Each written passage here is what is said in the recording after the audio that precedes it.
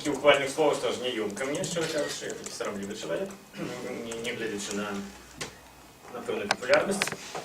Ось, я хочу сказать, что для меня это вельми істотная премия, потому что это премия за свободу думки, значит, за свободу творчества.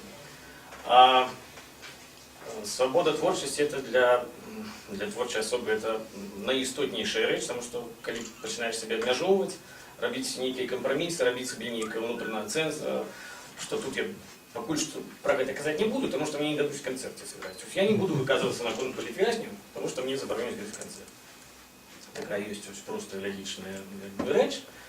І після гэтага, з гэтага крышталёвага сасуду, які назовем чалавечай душой, або душой творца, пасля знікнення свободы творчасці, мне падаецца, узнікае сама творчасць паступова.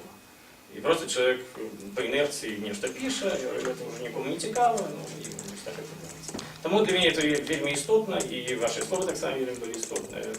Будем працягваць далей. Дякую, і пераходзім да галоўнай.